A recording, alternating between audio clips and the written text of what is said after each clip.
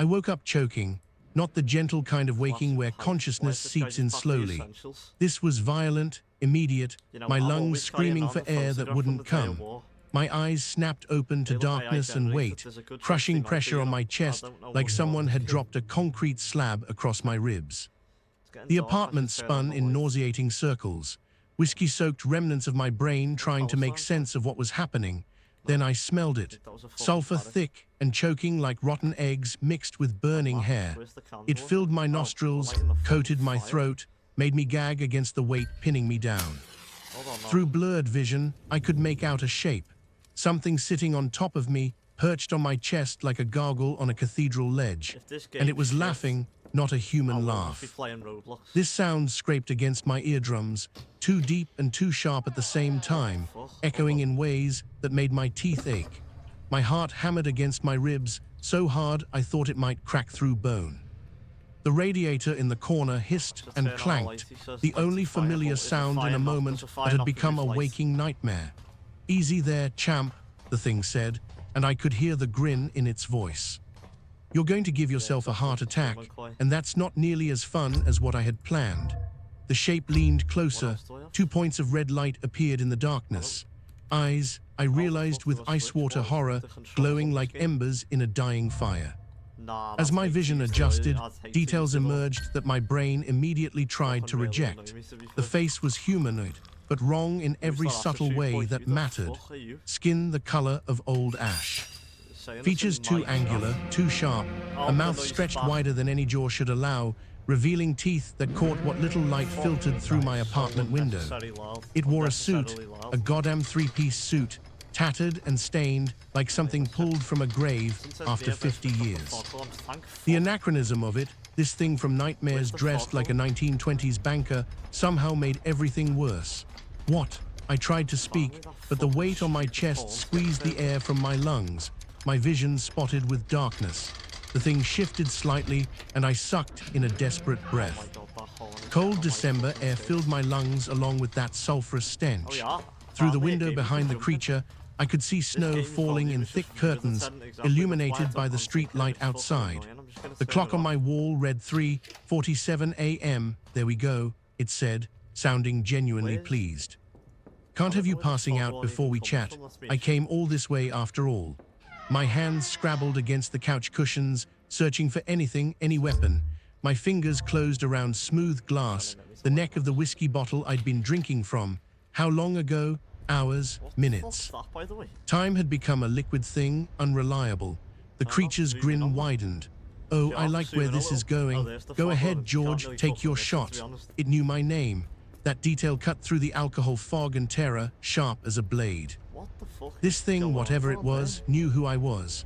The red eyes gleamed with anticipation, watching me with the focused attention of a cat watching a mouse, waiting to see what I'd do. I didn't think, couldn't think. Pure animal panic took over. I swung the bottle with everything I had, aiming for those glowing eyes. The glass connected with the thing's skull with a satisfying crack that reverberated up my arm. The bottle shattered, sending whiskey and glass shards spraying across my face, my couch, my floor. The sharp scent of alcohol cut through the sulfur. The creature's head snapped to the side from the impact. Then it turned back to face me, completely unfazed, and laughed even harder. "Oh, that's perfect," it wheezed, shoulders shaking with mirth. "That's absolutely perfect. You know, in 3,000 years, nobody has ever greeted me quite like that." It reached up and plucked a shard of glass from its cheek, examining it with curiosity before flicking it away. No blood. I had a speech prepared and everything. Real dramatic entrance. But this, it gestured at the broken bottle, still clutched in my trembling hand. "This is so much better." My mouth opened and closed uselessly. Words existed somewhere in my brain, but the connection between thought and speech had severed completely. The thing was still sitting on my chest, still grinning, completely unharmed by a blow that should have cracked a human skull open. "Allow me to introduce myself," it said, executing a small mocking bow while still perched on top of me, "though I suspect you've already figured it out. I go by many names. Lucifer, the Morning Star, the Adversary, Old Scratch, Lou, if you're feeling casual. those red eyes fixed on mine with terrible intensity. But you, George Stan, you can call me whatever you called me in that charming little letter you sent. Letter. My brain sputtered, trying to connect dots through layers of alcohol. The recovery group, the exercise, writing a letter to Santa, some therapeutic bullshit about expressing sincere desires, reconnecting with hope during the holidays. I'd thought it was stupid, mocked it internally, while the counselor explained with earnest enthusiasm. But I'd done it anyway, hadn't I? Days ago, last week. Last time was slippery lately, measured in bottles instead of hours. I'd been sitting right here on this same couch, drinking the same cheap whiskey. The snow had been falling then, too. Bend in December was always cold, always grey, always pressing down with the weight of winter and isolation. I'd remembered the assignment, thought in my drunken wisdom that maybe it would be cathartic. Get some things off my chest, tell Santa what I really wanted. Except... Oh, there it is, the demon said, watching realization dawn on my face. You're starting to remember. That's good. That's very good. It reached over, forcing me to follow its movement with my eyes, and picked up something from my coffee table. An envelope, white, standard size, slightly crumpled, my handwriting on the front. But not Dear Santa, Dear Satan. No, I whispered. No, that was a mistake. I meant Santa. I was drunk. I just mixed up two letters. The demon's grin somehow grew wider. Sure, easy mistake. Happens all the time. Except, it waved the envelope gently, like a teacher correcting a student's homework. The content of your letter doesn't exactly scream Christmas spirit, if you catch my drift. It set the envelope back down on the table with deliberate care, almost reverent. The coffee table was covered in rings from condensation. Old pizza boxes, scattered bills I hadn't bothered opening, a graveyard of small failures. The burn mark under where the demon's hand had rested was new, though. The wood was singed black, smoking slightly. I have to admit, it continued, settling more comfortably on my chest. I wheezed at the renewed pressure. I was intrigued. See, nobody writes letters anymore, not real ones. Everything's digital now. Emails, texts, social media rants. Very impersonal, very boring. It picked at one of its two long fingernails. But you, George, you went old school. Put pen to paper, sealed it with spit and malice. That takes dedication. The apartment was freezing despite the radiator's efforts. I could see my breath misting in the air, mixing with the sulphurous haze that surrounded the demon. My hands were still shaking from cold, from alcohol withdrawal, from terror, all three blending into one constant tremor. Please, I managed. This isn't real, you're not real. Oh, honey, the demon said, and its voice dripped with mock sympathy.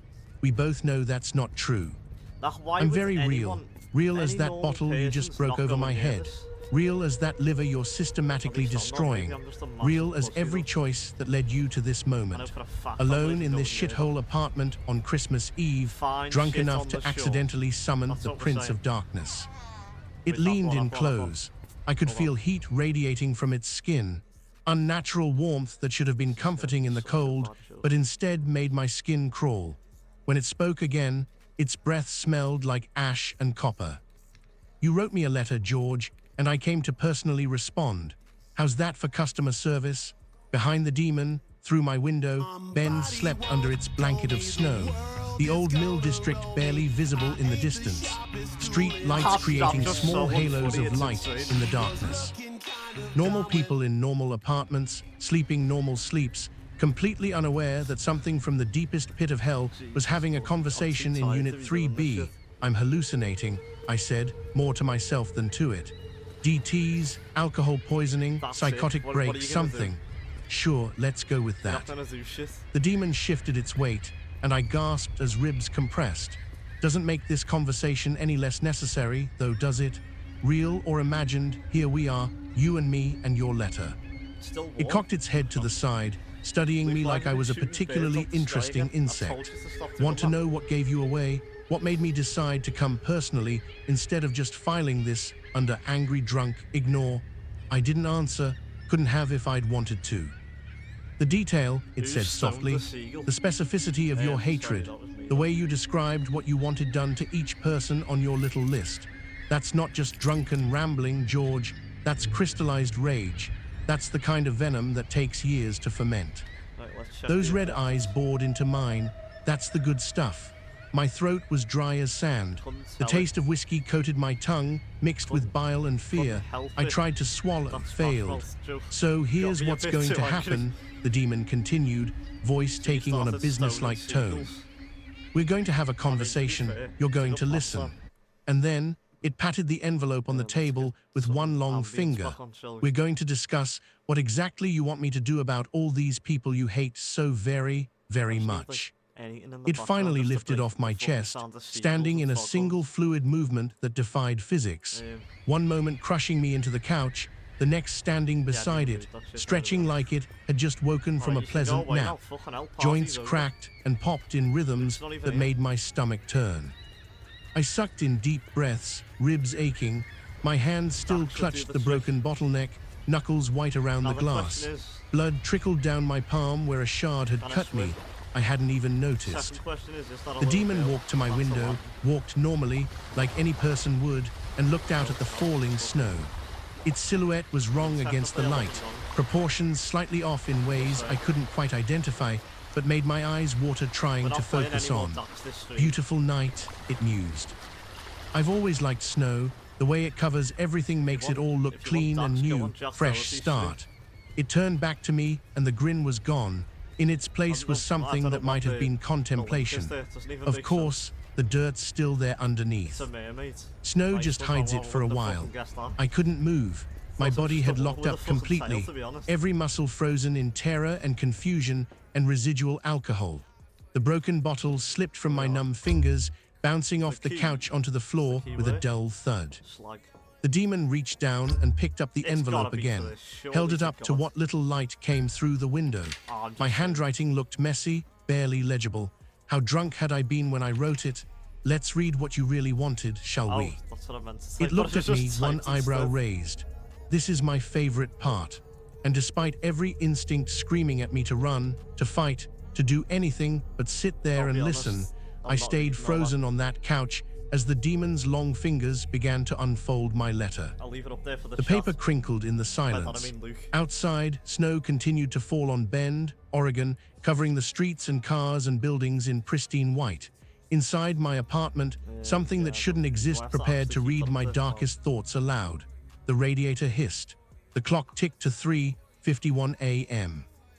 And the demon started to read. Become But fat. first, let me tell you how I got Nearly here. 20 years How of age. George Stan, former sales manager, ex-husband, waste of space, ended up on his couch at 3:47 in the morning seen the with a picture, demon gang. holding his hate Fucking hell. mail. 3 years ago, I had a life that looked good on paper. Nice apartment in Portland, job at a tech startup, Fucking married 1912. to Isabel. Three men had We a weren't circle happy, jerk or not whatever the really, note but said. we were To be fair, functional. you're along the right The lines, comfortable so it's numbness fine. of a relationship that had stopped growing but hadn't That's yet one of the died. three men, actually, it was great. Then the drinking got worse. It had always been there lurking, That's a the few best beers early after film, work, they're on it, don't whiskey film. on rough days. Nothing I couldn't handle, I told myself, except it did interfere ocean slowly. The way water erodes stone, you don't notice Which until outfit's there's a best, hole which best? straight through. Fucking no choice. I started oh showing my up God, to they work get butt hungover, ass naked and missing that. deadlines, making mistakes. Todd Simons, my boss, pulled me aside 3 times, 3 warnings to get my act together. George, you're talented, he'd said during that final conversation, genuine regret in his voice. But talent doesn't mean anything if you can't show up sober. Please see someone. I told him to go to hell. 2 weeks later, he fired me. I remember sitting in his office, staring at the termination paperwork, feeling nothing but rage. Oh shit. Not at myself, never at myself, but at him, at the company, at the world for not Now, why are we understanding. doing this then? Isabel left 3 months after that. I'd been drunk for not most what I of wanted those to do, 3 I'll be months. Unemployment checks going straight to the liquor store. She tried to talk to me, to convince me to get help. Oh my God, But these I was so too good. far gone to hear her, too wrapped up in my own victimhood. Everyone Yeah. was against me. Everyone was the problem, never me. The divorce papers came in the mail on a Tuesday. I signed them drunk This game's and didn't fucking contest dreadful. It's only anything. just started. My mother, Olivia, stopped calling after I screamed at her during Don't one even tell me particularly elephants bad being night. scared. I'm not Told having her she'd never been there for me, never Let's loved play me, Roblox was instead. just like everyone else who'd abandoned me. The things I said, God, a shelf. the things I said still echo sometimes when the alcohol quiets enough to let Game isn't memories even that through. bad, let it cook. She'd only been trying to help, suggesting rehab, offering to pay for treatment. I'd interpreted it as betrayal. My brother Danny lasted longer. Drove down from Seattle to check on me, tried to stage an intervention. I'd been 3 bottles deep, paranoid and angry, accused him of I think it was conspiring grin and against bear it, me, you know, threatened the him, latest I'm actually streaming, threatened my 10, so own brother, told him I'd burn his house down if he didn't leave me I alone. don't think there's any point. The horror and heartbreak on his you know, paid face. it out. He'd backed toward the door It's slowly always a like good I was a start when you can- dangerous animal. You know, He when you can stopped turn the answering my fucking music calls down. after that.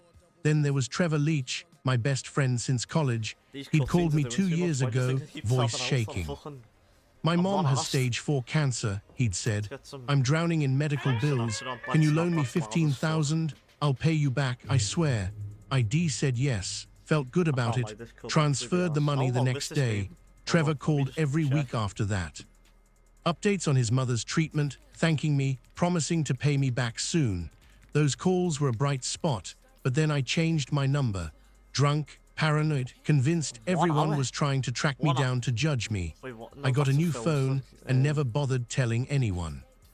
Trevor's calls stopped. Of course they did. He had no way to reach me, but in my twisted alcohol-soaked logic that became proof he'd scammed me, taken my money and vanished. It's saying Just around another 2 hours. betrayal. I moved to Ben's 6 months ago. I mean, Fresh start, I'd told I'll be myself. completing it tonight. Found a cheap apartment near the old mill district, got a part-time job stocking shelves, and continued drinking myself to death Tell me in I'm private. not the only one The who recovery can't see group blood. was court-mandated after a Please tell DUI, me required I'm not the only attendance or jail time. Is that I showed up not twice just a light week, or am I sat dead? in the back, said nothing. The letter exercise had been 3 weeks ago, mid-December, the counselor getting festive. Write a letter to Santa, she'd said with that There's another earnest drop smile. there, exactly. Express something you genuinely want, It's fucking something Sonia deeper than Nobbit. material things. I'd fuck rolled me, my I want eyes, your tit. stupid exercise, but the idea stuck. There's not a single 3 weeks drop later, of blood drunken on them. alone on December 23rd, animals? I decided to actually do it. Maybe it would be cathartic. Why do I do Get this to some myself? poison out onto paper. I'd started drinking around 8:00 p.m. I'm not The snow going had down started there, falling Bill. around 9, thick and heavy. I'd Not a watched it for a single while, little nursing tiny my drop of whiskey, blood is on that thinking fucking about how thing, by the way. unfair everything was. By 11, I was 3/4 through the bottle and feeling that familiar mix of self-pity and rage. I'd found paper and a pen and started writing. Nah, this game's the scariest. Dear Santa, I'd written at first, then scribbled it out, laughing bitterly. Santa, write. Oh, no, I'd there's written blood Dear there. Satan Oh, instead. Seemed funnier at the time, more appropriate. The Oh, no, words had there's poured blood out. there. Every resentment, every Whatever grudge, will we every do? person I blamed for my failures. Isabel for leaving, Todd for firing me. Trevor for taking my money and disappearing, Is this Mom meant to and be Danny horror? for I abandoning think me. so. I described in vivid detail what I wanted to happen to each there of them. good things about Let this, the believe it rage or not? flow through the pen onto paper. It felt good, It's just better not. than therapy. This was honest. By 2:00 a.m. I don't I'd give a finished fuck, and sealed the envelope, doing here? set it on the coffee table, kept drinking. I don't remember passing game's out. almost One as moment scary as staring at having the a tug. envelope, the next choking that's- awake with a demon on my chest. Which brings us one way back of to putting it. now, What am I meant- what am I 3:52 meant to do? I a.m. don't give a Bend, fuck. Oregon. Broken glass on the it's the floor, bloodiest blood of on my here. hand, I've just a felt. demon in a tattered suit holding my letter. You need to still with clean the me, light with what, George? me fucking It asked. t-shirt? Don't check out I on me haven't got now. anything to This clean it is with. the good part. I forced myself to focus. How The much demon is was being watching told me to- with something that I'm might have not been laughing at that curiosity. Why Why? would it I be told croaked. to clean Why it? would you Oh, come? crazy, just pulled Even that if from I the did fucking write to you, bottle. which was an accident, why show up?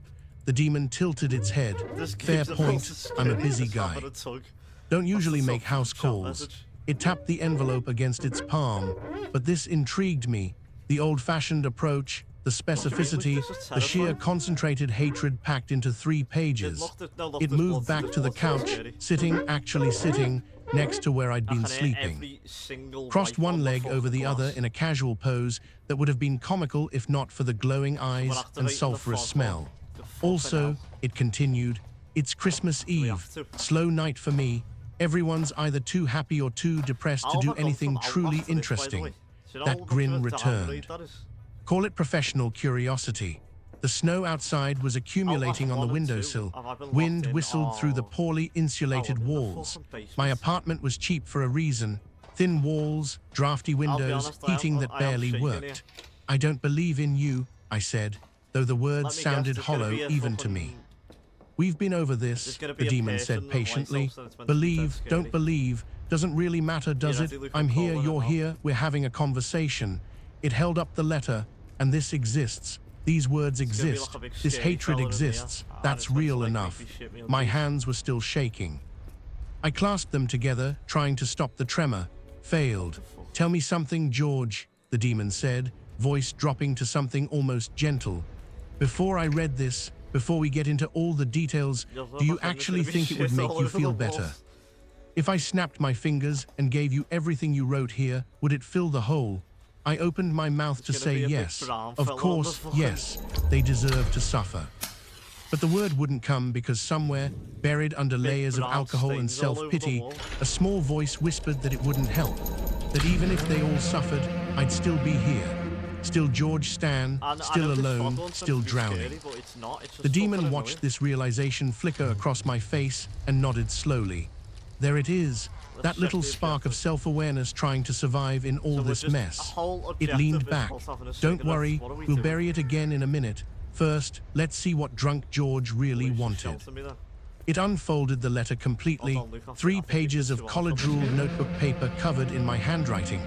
The ink was smudged in places, some words were barely legible. Ready? The demon asked. I could never be ready for this, but it didn't wait for my answer. It began to read.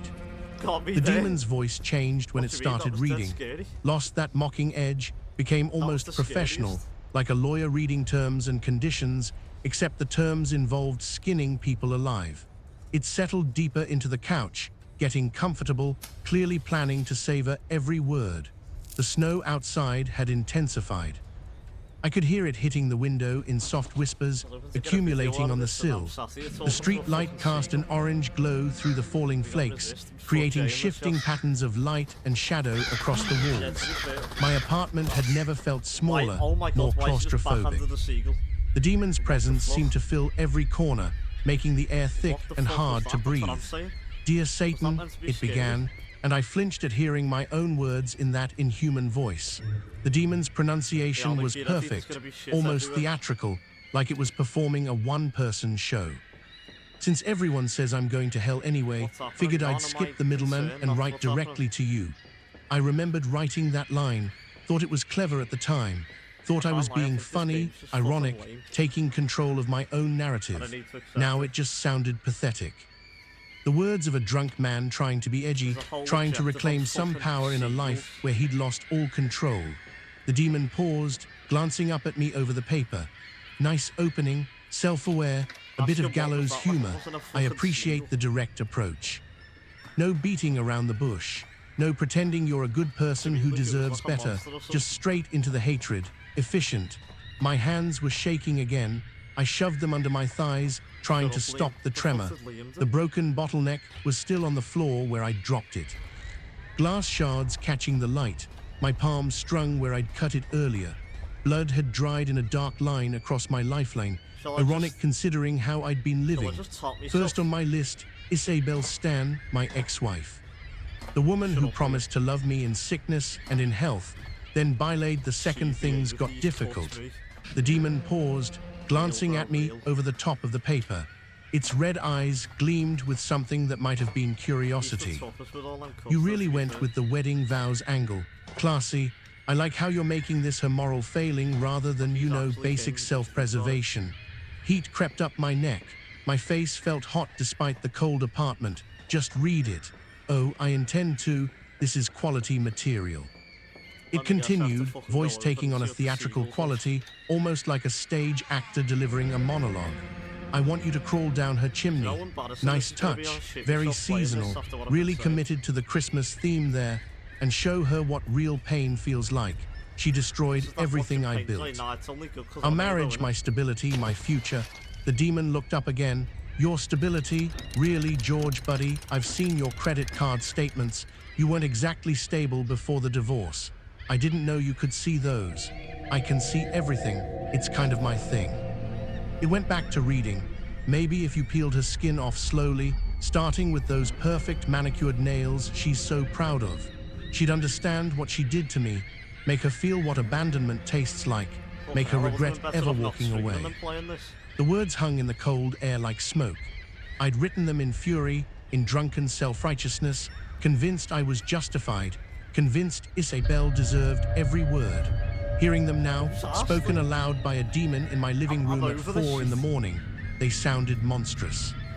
They sounded like the ravings of someone who'd lost touch with reality, which I suppose I had.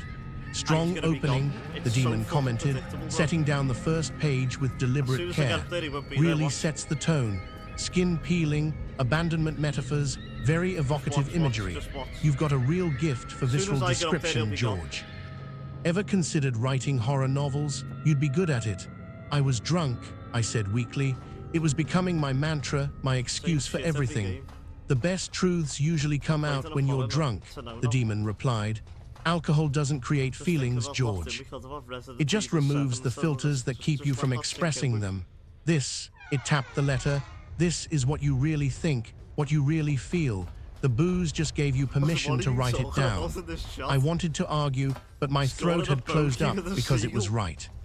Some part of me, buried deep, had wanted these things, had fantasized about Isabel's suffering, about her understanding my pain. The alcohol hadn't created that desire. It had just unlocked the door I'd been keeping it behind. The demon picked up the next section, holding the paper up to catch the dim light from the window. Second, Todd Simons, my former boss. That sanctimonious prick fired me for performance issues. The demon made air quotes with its free hand when all I did was have a few drinks at lunch. It wasn't, I started to say, but the demon held up one long finger. The nail was pointed, almost claw-like. I shut my mouth. No interruptions during story time. This is your show, George, your words. Let's hear what drunk George really thought. It continued reading, and I noticed it was enjoying this, really enjoying it, like a connoisseur appreciating a fine wine. He ruined my career, destroyed my reputation, made it impossible for me to find work in this industry again. 3 years later, and I'm still paying for what he did to me. The demon looked up. 3 years later, and you're still blaming him. That's commitment to the victim narrative. I respect it. I felt anger flash through me, hot and sudden. He did ruin my career. Did he, or did showing up drunk to client meetings ruin your career? I'm just asking questions here. The demon went back to the letter before I could respond. I want him to understand what unemployment feels like, what shame tastes like. Better yet, let him watch his precious startup burn to the ground. Let him lose everything like he made me lose everything. It paused, considering. You're really into the watching theme, making people witness their own destruction. That's a nice touch, very sadistic. I just wanted him to feel what I felt. And what you felt was helpless, humiliated, like everything you'd worked for was being torn away. The demon nodded slowly. And you think Todd took that from you? Not the drinking, not the missed deadlines, not showing up to work smelling like a distillery. It was all Todd's fault for having the audacity to fire you after giving you 3 warnings. I didn't answer, couldn't answer. Because when it was put like that, when the demon stripped away all my justifications and excuses, I sounded insane. I sounded like exactly what I was, an alcoholic who destroyed his own career and needed someone else to blame. Let's continue, the demon said. Fire would be poetic, don't you think? Watch him stand outside while his company goes up in flames, knowing he's finished, knowing he has nothing left, just like he left me with nothing. The demon set that page down carefully, lining it up with the first one.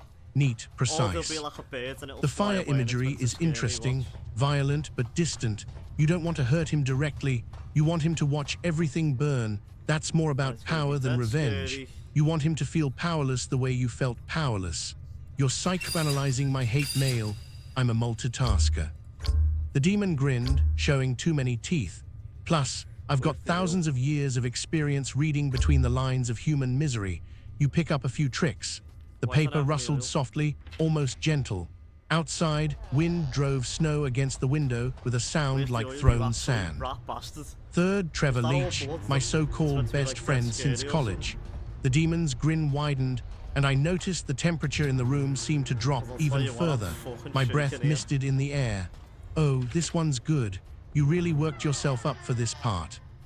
I can tell the handwriting gets Oh, there's angrier more, here, there's more more blood. pressure I'm on the fucking- pen. You were tell you really what. feeling this one.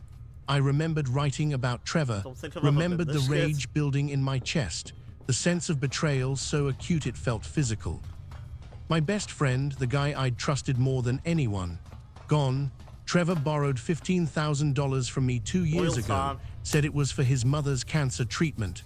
Emergency situation, desperate times. Please help me, George. I'll pay you back, I There was swear. blood on the window. The demon Say, paused, say. looking at me with those Knock, glowing I'm red not gonna play the eyes. game if it's gonna Look be at that. scary. You even mimicked his voice, his I just exact don't like, you words. know, That's dedication I to don't the like being too craft. scared. That's real commitment to your hatred. You remembered the exact phrasing of his plea. And I'll make you That's the into all kind the of oil in detail the- in that the shows thing, how you know. much this hurt. My hands clenched into fists. The cut on my palm strung, a sharp reminder that this was There we real, go. Let's- that I was let's see actually some sitting scary, here shall we? listening to a demon read my darkest thoughts. I wanted to interrupt, to explain, Well, I'll but tell my you what, throat I had am closed fucking up. shaking. The demon continued mercilessly, seeming to savor every word. He took my money and vanished, stopped calling, stopped answering texts, Yeah, I'll leave you just ready. disappeared with 15 grand of my Let's go turn the savings. fog on off. It's gonna 2 be like- years and not a word, not an gonna be some apology, scary fella not an there, what? explanation, nothing, just silence. The demon's voice had taken on a mocking edge. And I you'd have want to him get to lose scared 'cause the everything, game wants his it to be. job, his house, whatever he bought with my money, put him on the streets. Need a Make him beg flashlight, for I mean, I would change on appreciate it, corners. Make him feel what betrayal There we go. tastes like when your best friend stabs you in the back and runs. So, what It I'm hearing is paused, it's gonna be a letting the jump words scare hang there. in the Watch. air. The radiator There's gonna be clanked something in again, here that's gonna struggling scare me. against the cold. I could hear my own breathing. Too fast, tight, too say me. shallow. Let him understand that What a actions shit have flashlight. consequences. The Where's the demon fucking continued, point? voice dropping to almost a whisper. Let him know what it's like to trust someone completely and have them destroy you. I want him broken the way he broke me. I want him to understand that friendship means something, that you don't just take from Yeah. people and What was disappear. that? Fucking I want ET. him to feel every dollar he stole, every promise he broke, every time he ignored my calls. The demon set the page down slowly, looking at me with an expression I couldn't quite read.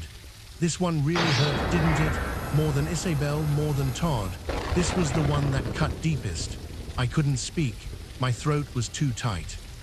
Emotions I'd been drowning in alcohol for 2 years, suddenly surfacing like bodies from a lake. Trevor had been my best friend, my Like, brother we in can't all be but serious. blood. We'd known each other Oh since my freshman God, year what of is my college. life? He'd been the best man at my wedding. I'd helped him move into his first apartment. We'd spent countless nights talking about our dreams, Where's our the radio fears, room? our hopes for the future. Oh, right. And he'd taken my money, money I could barely afford to give, and vanished.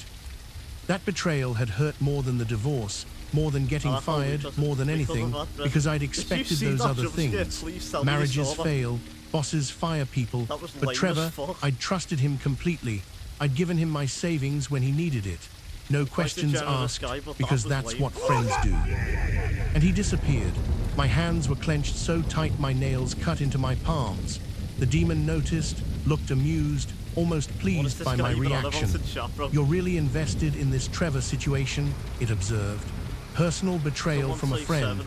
That 7 cuts minutes deeper is than all I anything can else, spare. doesn't it? Worse than divorce, you expect marriages to fail sometimes. Worse than getting fired, bosses are supposed to be heartless corporate machines. But your best friend, the person who knows all your secrets, who's been there for every major moment of your adult life, who you'd trust with your last dollar. The demon shook its head slowly. When they betray you, that's when you really feel alone. That's when you realize you can't trust anyone. Not really, not ever. He did betray me, I said, and I hated how my voice cracked, how weak I sounded. He took my money and disappeared. it's the line That's from not a that. misunderstanding. That's theft. Did he? The demon's eyes gleamed with something that might have been Well, I'm just- amusement I'm just or not might have been engrossed in the pity. game, to be honest. We'll come back to that. But first, let's finish this tour of people you blame for your problems. It smoothed out the second page. Fourth, Olivia Stan, my mother. Oh God, I closed my eyes, not wanting to hear this part. Dear old mom, the woman who gave birth to me, raised me, then abandoned me when I needed her most. She chose tough love over her own son, refused to help me, refused to give me money, sent me to rehab like I was some kind of addict who needed fixing. She made her choice, her pride over her child. I want her to spend Christmas alone knowing her son is gone because of her. Let her feel isolation. Let her understand that when you abandon family, family abandons you right back. The demon's voice had gone soft on that last part, almost sympathetic. It made it worse somehow. That one hurt to write, didn't it? It asked. I can tell the handwriting gets messier here, more desperate. You were crying when you wrote this part. I hadn't realized that, but looking back, yeah, I probably was. Drunk crying, the worst kind. All self-pity and rage and genuine pain mixed together into something toxic. And finally, the demon said, picking up the third page, we have dear brother Danny. Danny Stan, my younger brother, the golden child who always did everything right. Good job, nice house, perfect wife, 2 kids. He had it all while I had nothing, and he couldn't even spare a minute to help me. Stopped answering my calls, blocked my number, pretended I didn't exist. I was his big brother. I protected him growing up, looked out for him, and this is how he repays me. I want him to feel what I feel. The isolation, the rejection, the knowledge that your own family sees you as disposable. Maybe let something happen to that perfect little family of his, nothing permanent. The demon laughed at this part, just enough to make him understand fear. Make him understand that cutting family off has consequences. It finished reading and carefully folded the letter back up, taking its time, letting the words settle in the air between us like toxic gas. And then you signed it, the demon said. Burn them all. Sincerely, George Stan. Very formal closing for a letter asking for mass torment. I appreciate the etiquette. The silence that followed was suffocating. I could hear my own heartbeat too fast, irregular. The radiator had stopped hissing. Even the wind seemed to have died down like the world was holding its breath.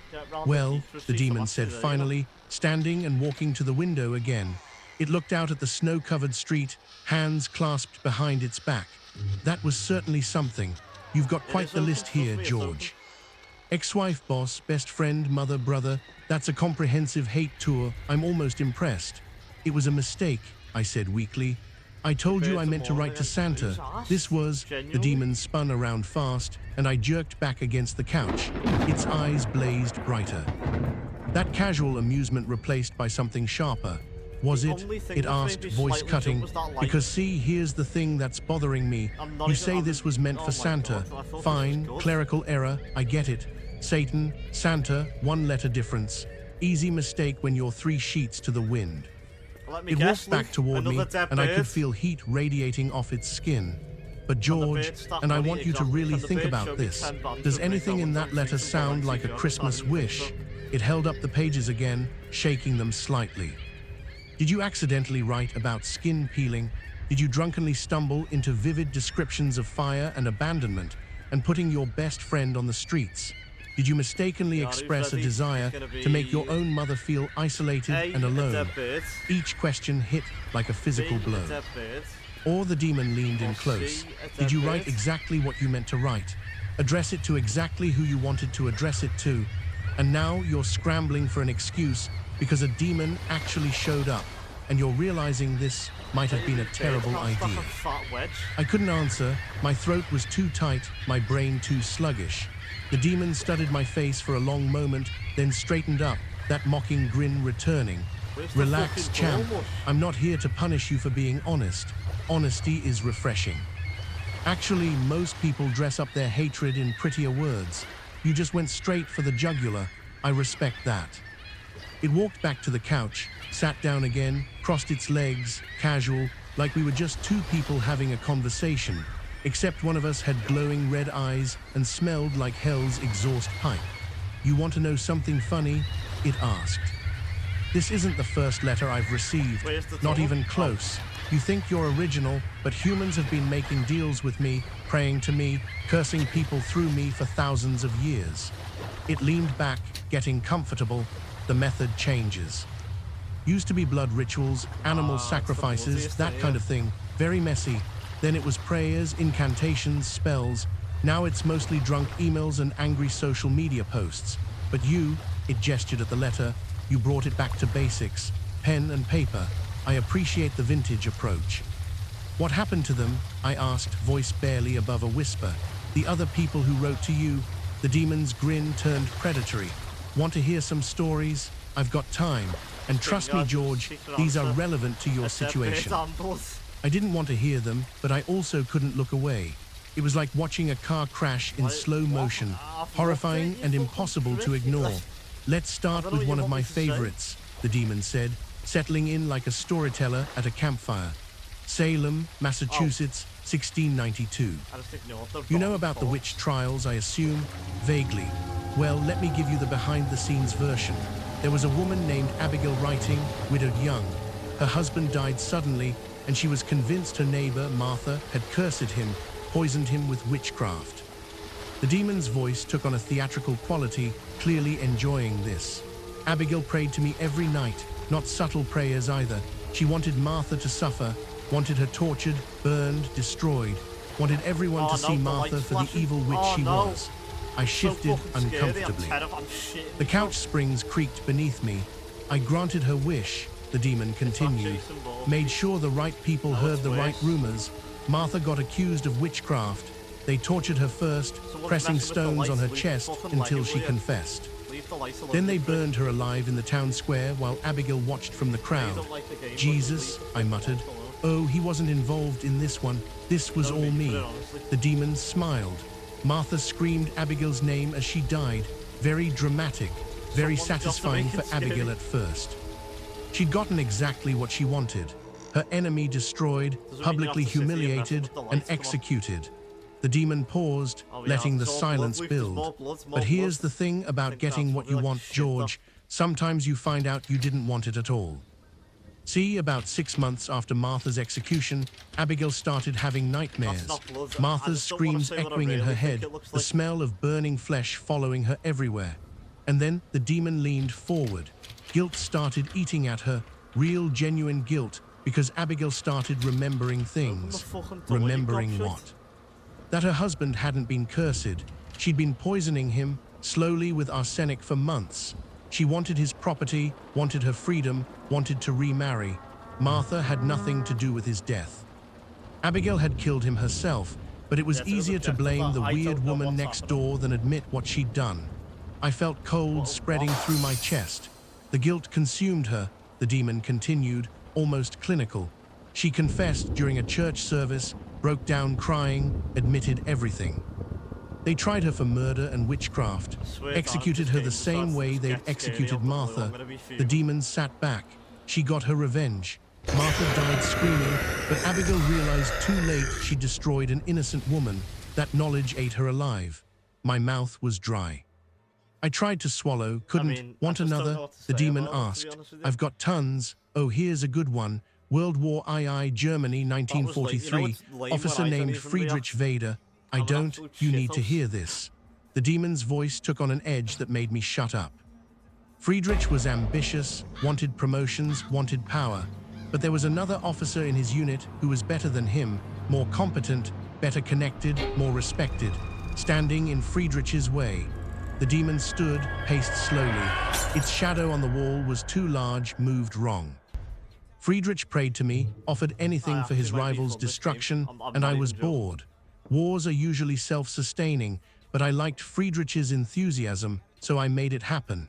His rival got framed for treason, executed by firing squad. Exactly. Promoted to command, given authority over 3,000 men, and you know what he did with that authority. The demon's grin was vicious, led them straight into a Soviet ambush at Kursk. Slaughter, absolute slaughter. Friedrich followed orders, bad orders from high command, and watched 3,000 men die in the snow. The demon stopped pacing, turned to face me. Friedrich survived, got medals, actually, hero of the right, but every night he saw those faces. Every time he closed his eyes, he heard those screams. What happened to him? Put his Luger in his mouth in 1946 after the war ended. Left a note saying he couldn't live with what he'd done. The demon shrugged. He got the promotion, got everything he wanted, and it destroyed him anyway because the thing standing in his way wasn't his rival. It was his own incompetence. I was starting to see the pattern, starting to feel sick. One more, the demon said. More recent, Wall Street 2008. Trader named Lewis Kellerman. The radiator kicked back on with a clang that made me jump. Lewis was your typical finance guy, ruthless, ambitious, and there was this colleague, we'll call him Mark, who was threatening Lewis's position. Better numbers, stealing clients. Let me guess, I said. Lewis wanted him gone. Exactly. Lewis wished for Mark's complete annihilation, wanted him ruined, and I granted it. Mark lost everything. Job, house, wife left him, lost custody of his kids. The demon sat next to me. Lewis got Mark's accounts, his clients, his office, 7-figure bonus. But Mark had been covering for Lewis. See, Lewis had been making illegal trades, insider trading, market manipulation. Mark knew, had been burying the evidence because they were friends. My stomach dropped. Once Mark was gone, those secrets surfaced. Lewis ended up in federal prison for 8 years. Lost everything, and Mark had been planning to retire that year anyway. None of it was necessary. The demon pulled back, watching my face. Lewis destroyed the one person protecting him, got everything he wished for, ruined him. I sat there letting these stories sink in. Abigail, Friedrich, Lewis, all got what they asked for, all ended up worse. You see the theme here, George? The demon asked softly. They all got their revenge, every single one.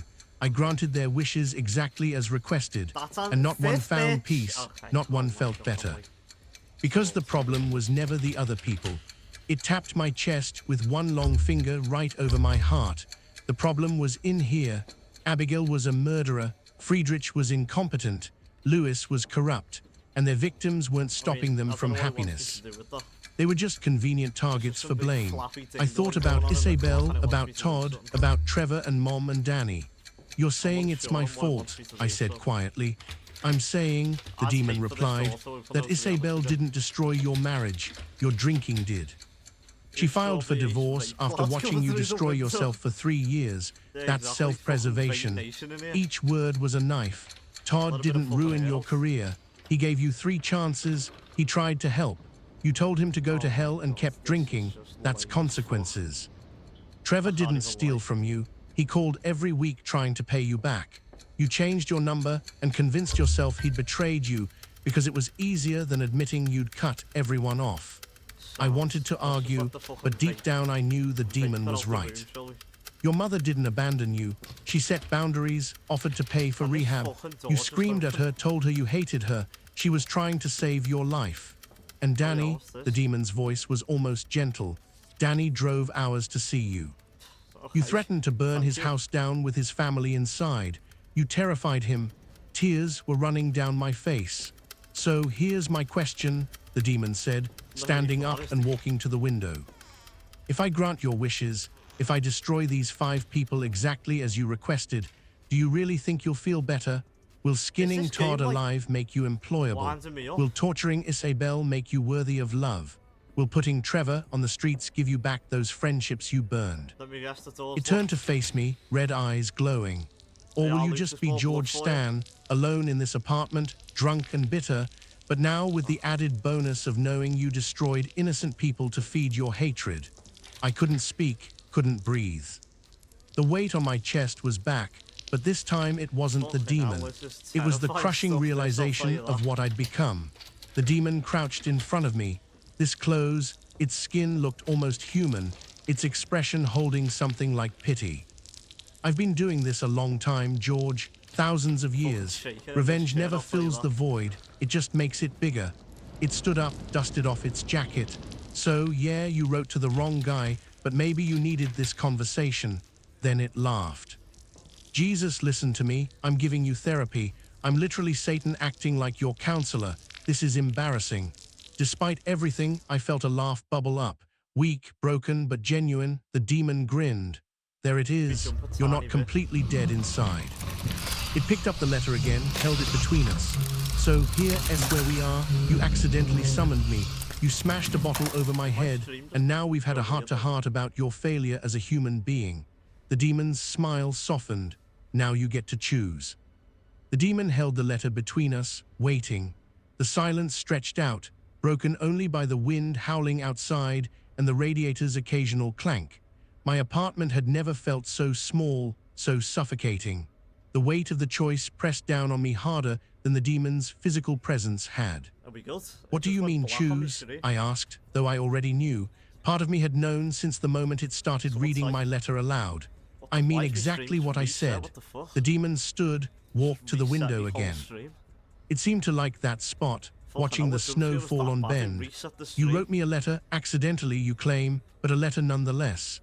I came, we talked, and now I'm offering you something most people never get, a genuine choice. It turned to face me, those red eyes boring into mine. I can grant everything in that letter exactly as you wrote it. Isabel screaming as her skin peels away. Todd watching his company burn. Trevor begging on the streets. Your mother alone and broken. Danny terrified for his family.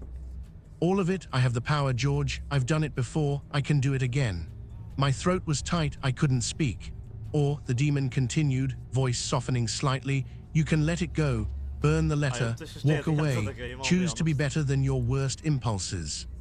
It paused. Due to the clerical error, the whole Santa-Satan mix-up, I'm giving you a pass. One-time offer, what's it going to be? I stared at the letter in its hands, 3 pages of pure venom. Every resentment, every grudge, every person I'd blamed for my failures. Give me the key, dickhead. Part of me, the part still drunk on self-pity and rage, wanted it, wanted to see them suffer, wanted vindication. But Satan's words echoed in my head. The stories, Abigail, Friedrich, Lewis, all of them got their revenge. All of them ended up worse because the problem wasn't the other people. I can't, I started, then stopped, tried again. I can't send it to the other guy, can I? To Santa. The demon burst out laughing, genuine loud laughter that shook its whole body. Oh, George, you really want to address a Christmas wish to Santa Claus. You're 38 years old. That's adorable, also slightly concerning. Despite everything, the terror, the shame, the crushing weight of self-realization, I felt a weak smile tug at my lips. Yeah, okay, that's stupid, very stupid. The demon agreed, grin wide, though I appreciate the commitment to the bit. Dear Santa, please bring me a pony and also destroy everyone who's ever wronged me. Classic holiday magic. The absurdity of it hit me, sitting in my apartment at 4 in the morning, having a conversation with a demon about the proper etiquette of holiday correspondence. The laugh that came out of me was broken, half-sob, but real. There it is, the demon said quietly. That's the first honest sound you've made all night. I wiped my face. My hand came away wet. Can I ask you something? You can ask. I might even answer if I say yes. If I tell you to do it, would it make me feel better? Really? The demon considered this honestly. Yeah, for about 30 seconds, you'd feel vindicated, powerful. It walked closer, crouched down. And then you'd feel exactly how Abigail felt, how Friedrich felt, how Lewis felt. The high would fade, and you'd be left with what you'd done. And there's no going back from that, George. So, it's a trick, I said bitterly. It's not a trick, it's a choice. The same choice everyone faces when they want revenge. The difference is most people don't get a demon explaining the consequences first. They have to learn the hard way. The demon's expression was unreadable. I'm being remarkably generous here. Probably shouldn't make a habit of it. Bad for my reputation. I looked at the letter again, thought about Isabel, really thought about her, not the caricature I'd built. She tried so hard, suggested counseling, begged me to get help, stayed far longer than she should have, and I'd blamed her for leaving. Thought about Todd. 3 warnings, 3 chances. He offered to help me find treatment, said insurance would cover it. I'd told him to go to hell, and I'd blamed him for firing me. Thought about Trevor, my best friend, who'd asked for help when his mother was dying, who'd tried to stay in touch, to pay me back, to maintain our friendship even as I spiraled, and I'd blamed him for abandoning me. Thought about my mother, who'd raised me, loved me, tried desperately to help, who'd offered to pay for rehab to support me through recovery. And I'd blamed her for not enabling my self-destruction. Thought about Danny, who'd driven hours to check on me, who'd been terrified when I threatened his family, but still hadn't given up on me completely, and I'd blamed him for protecting himself. The demon was right. They weren't the problem. They'd never been the problem. I was the problem. I started, voice cracking, cleared my throat, tried again. I want to say something stupid. Most people do in moments like this. Go ahead. Can I just get my boss skinned? Like just Todd? Would that be okay? The demon stared at me for a long moment. Then it started laughing again, loud and delighted. Oh, you beautiful disaster. You're actually trying to negotiate, trying to find a compromise between destroy everyone and destroy no one. That's incredible. I felt my face heat. He was kind of a prick. He really was, but I admire the effort. The demon wiped its eyes, still grinning. Still no, George, it's all or nothing. That's how this works. Either I grant your whole letter or none of it. There's no a la carte menu for revenge. We sat there for a moment, the absurdity hanging between us. Then I started laughing too, really laughing for the first time in months, maybe years. It hurt. My ribs ached. My throat was raw. Tears streamed down my face. But it felt good. Felt like something breaking open inside me. Something that had been locked down for too long. The demon watched, and for just a moment, its expression was almost fond. You're a mess, George Stan. Yeah, I agreed, laughter fading to something quieter. Yeah, I really am. I stood up slowly. My legs were shaky. My head pounding from the alcohol still working through my system, walked to the small fireplace in the corner. It was mostly decorative. I rarely used it, but there were still embers glowing from earlier in the evening when I tried to warm the apartment. What are you doing? The demon asked, though its tone suggested it already knew. Making a choice. I held out my hand. Can I have the letter? The demon stood, walked over, placed the folded pages in my palm. Its skin was hot, almost burning. You're sure? Once it's gone, no take-backs, no do-overs. I'm sure. And surprisingly, I was. For the first time in years, I was absolutely certain about something. This isn't who I want to be. Maybe it's who I am right now, but it doesn't have to be who I am tomorrow. The demon nodded slowly. Wise choice. Boring, but wise. I crumpled the letter in my fist. 3 pages of hatred, of blame, of venomous wishes. All the poison I'd been carrying around, given physical form. I tossed it into the fireplace. The paper caught immediately. Flames licked up the sides, turning white to brown to black. I watched the words curl and char, saw my handwriting disappear in smoke and ash. Burn them all, going up in literal flames. The irony not lost on me. The demon stepped beside me, watching the letter burn. You know this doesn't fix anything, right? Your problems are still there. Your alcoholism is still there. The bridges you burned are still burned. This is just a first step. I know, I did know, this wasn't a magic solution. This wasn't redemption. This was just a choice not to make things worse. A choice to try, maybe, to be better. But it's a step. It is. The demon's voice was quiet, almost gentle. For what it's worth, George, and this is completely off the record, you understand? I think you made the right call. The revenge wouldn't have helped, would have just made the hole deeper. I watched the last corner of paper blacken and crumble. Thank you for whatever this was, for the talk, for the stories, for not just granting it without asking. The demon shrugged. Don't thank me. I'm not doing you a favor. I'm doing what amuses me. Tonight, having a philosophical conversation with a drunk who accidentally summoned me was more interesting than tormenting people. It grinned. Though if you tell anyone I went soft, I'll deny it and then make your afterlife very unpleasant. Noted. I turned to face it. So what happens now? Now, the demon stretched, joints popping in that unsettling way. Now I go back to doing my actual job. You go back to being a mess of a human being. And we both pretend this never happened. It started walking toward the door, then paused, turned back. One more piece of advice, and again, this is completely out of character for me, so treasure it. Stop drinking. Today, right now. Don't wait for tomorrow or Monday or New Year's. Stop. I don't know if I can. You can't do it alone. the demon agreed. So get help, call your sponsor, go to meetings, do the work. It won't be easy, it won't be fun, but it's the only way you're going to survive this. Its eyes glowed brighter. And George, call your mother, your brother, apologize to them. They might not forgive you immediately, might not forgive you at all, but you owe them the attempt. My throat was tight again. Okay, and stay away from the Christmas mail from now on. You're clearly a hazard when it comes to holiday correspondence. Despite myself, I smiled.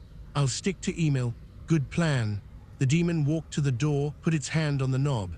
Then it looked back one last time, expression unreadable. You know, in a few thousand years of doing this, I don't get many people who actually choose to be better. Most double down on their hatred, convince themselves they're justified. It paused, searching for words.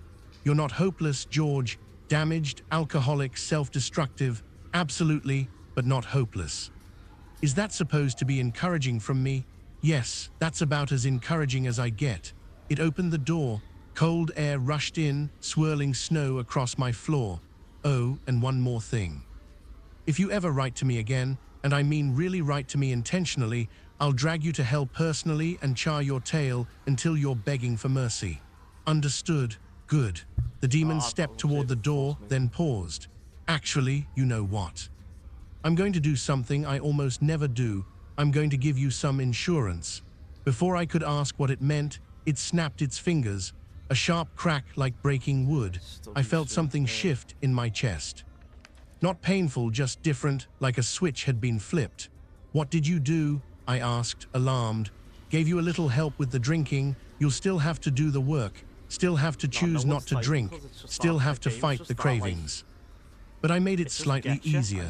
Consider it a Christmas present or a bribe to keep you from writing to me again. Take your pick. Before I could respond, it stepped into the hallway and vanished. Not in a dramatic puff of smoke or flash of fire, just gone. One moment there, the next not. The hallway was empty, snow drifting in through the open door. I stood there for a long moment, staring at nothing. Then I closed the door, locked it, leaned against it. The apartment was silent.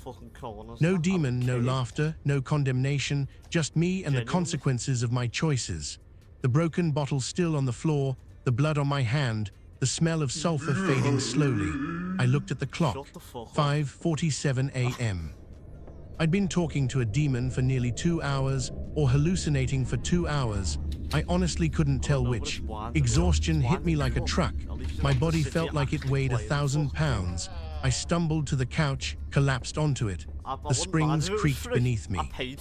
Outside, the snow was still falling, thick and steady, covering Bend in white. I closed my eyes and I slept. I woke to sunlight burning through my eyelids. For a moment, I didn't remember. Didn't remember the letter, the demon, the conversation. Just registered the crushing headache, the dry mouth, the general sensation of having been hit by a truck. Then it all came rushing back. I sat up fast, too fast. The room spun sickeningly. I grabbed the arm of the couch, waited for everything to stop moving. The clock read 11:23 a.m. I'd slept for over 5 hours. Longest uninterrupted sleep I'd had in months. I looked around the apartment, searching for proof, for evidence that it had been real and not just the worst, or best, hallucination of my life. The broken bottle was still in the corner, glass shards catching the morning light. My hand was still cut, dried blood crusted across the palm. The fireplace still had ashes. I walked over, looked down, nothing left but grey dust, no trace of the letter. And on the coffee table where the demon had sat, there was a perfect burn mark. The wood was charred black in the exact shape of a hand. I touched it, still warm, so it had been real, or real enough. A demon had sat in my living room, read my hate mail, told me stories about revenge, and convinced me not to destroy the people I blamed for my failures, then given me unsolicited life advice and a supernatural boost to help me quit drinking. I started laughing, couldn't help it. The absurdity was too much. I'd accidentally summoned Satan with a typo and somehow came out of it with better life choices. The laughter faded. I looked around the apartment, really looked at it. The empty bottles, the pizza boxes, the general squalor of a life falling apart, the physical manifestation of everything I'd become. The demon's words echoed in my head. This doesn't fix anything. Your problems are still there. It was right. The letter was gone, but I was still here. Still an alcoholic, still unemployed, still alone in this apartment with nothing but regrets and broken relationships. But I could change that. Maybe, possibly. I walked to the kitchen, opened the cabinet under the sink. 4 bottles of whiskey, various stages of empty, 2 six-packs of beer in the fridge. My entire support system, liquid and pathetic. I gathered them all, one by one, carried them to the sink. My hands shook as I opened the first bottle. The smell hit me immediately, familiar, comforting, calling. Part of me screamed to stop, to save it, to just have one drink to ease the shakes. But I remembered the demon's eyes, the heat coming off its skin, the absolute certainty in its voice when it said revenge wouldn't help. I poured it down the drain, then the next bottle and the next, watched years of my life swirl away down cheap pipes. The beer went next, all of it, every drop. When I was done, I stood there shaking, wanting a drink so badly I could taste it. But the craving felt different. Still there, still powerful, but not quite as overwhelming as it should have been. Whatever the demon had done, it was working a little. I found my phone dead, of course, plugged it in, waited for it to power up. While it charged, I cleaned up the broken glass. Carefully, slowly, each shard a small act of taking control. Threw away the pizza boxes, bagged up the empty bottles, opened a window to let fresh air in, cold as it was. My phone finally turned on. Dozens of missed calls from unknown numbers, probably bill collectors. A few texts from the recovery group coordinator checking in, and one contact I'd never deleted but never called. Mike, my sponsor from the court-mandated program. The guy who'd given me his number 6 months ago and told me to call any time. I stared at the name for a long time, the demon's voice. Call your sponsor, go to meetings, do the work. My finger hovered over the call button. This was it. The actual choice, not the dramatic burning of a letter. This calling someone and admitting I needed help. Admitting I couldn't do this alone. I pressed call before I could talk myself out of it. It rang 3 times, then a groggy voice. Hello, Mike, my voice cracked. It's George Stan from the recovery group. A pause, then more alert. George, yeah, I remember. What's going on? You okay? No, the word came out as almost a sob. No, I'm not okay. I need help. Real help today. Okay. His voice was steady, calm, like he'd had this exact conversation 100 times before. That's good, George. Asking for help is good. Where are you? Home, my apartment. Are you safe? You're not going to hurt yourself? No, I'm safe.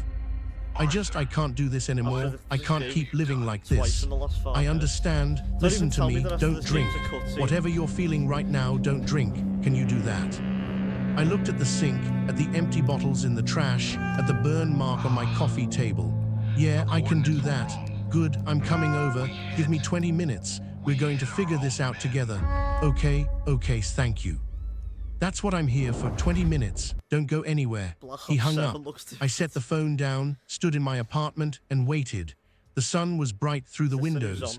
The snow outside looked clean, pristine, a fresh layer covering all the dirt underneath. Oh my God, I've got to tell I walked to the window, looked out at Bend. Somewhere out there, Isabel was living her life. Todd was running his company. Trevor was taking care of his mother. My mom and Danny were probably celebrating Christmas with their families, not thinking about me, and that was okay. That was their right. I'd burned those bridges myself. Maybe someday I could rebuild them. Maybe not. But that wasn't today's problem. Today's problem was staying sober, making it to tomorrow, taking the first real step toward being someone I didn't hate. I noticed my reflection in the window glass. Haggard, older than 38, eyes hollow but alive, still here, still capable of making choices. I thought about the demon's parting words, "You're not hopeless," from Satan himself. That was practically a glowing endorsement. I smiled slightly, remembering the absurd conversation, the inappropriate jokes, the sarcastic delivery of hard truths, a demon acting as a therapist, complaining about going soft. Maybe it had all been a hallucination, alcohol poisoning, a psychotic break, my brain's last-ditch effort to save me from myself, by conjuring a supernatural intervention. I'm praying maybe this it is the had been last mission. real. I'm actually praying. Maybe somewhere in the cosmic hierarchy of the universe, there was a demon with a What? tattered Well, okay. suit and a They're dark gonna sense of disappear humor anyway, so who let's just see what occasionally took a happens. personal interest in drunk idiots who wrote to the wrong holiday figure. Yeah, scary. I looked at the burn Saving mark Private on the Ryan. coffee table. Real or not, it had worked, On and a that was student enough. loan. I heard footsteps in the hallway, a knock at the door. Mike, true to his word, in exactly That's 20 minutes. terrible acting, I took a this is breath, just a- walked to the door, a young opened it. game. Hey, A young Mike kid said. trying to make it. He was in his 50s, wore a kind smile that had probably seen a lot of people at their worst. You ready to do this? I looked back at my apartment one more time. At the evidence of my failures, at the Oh, burn that's mark funny. that might have been from a demon or might have been from a dropped cigarette, I didn't remember. like the At the rabbit choice with the to be clock. better. Yeah, I said, I'm ready. And for the first time in 3 years, I meant it. She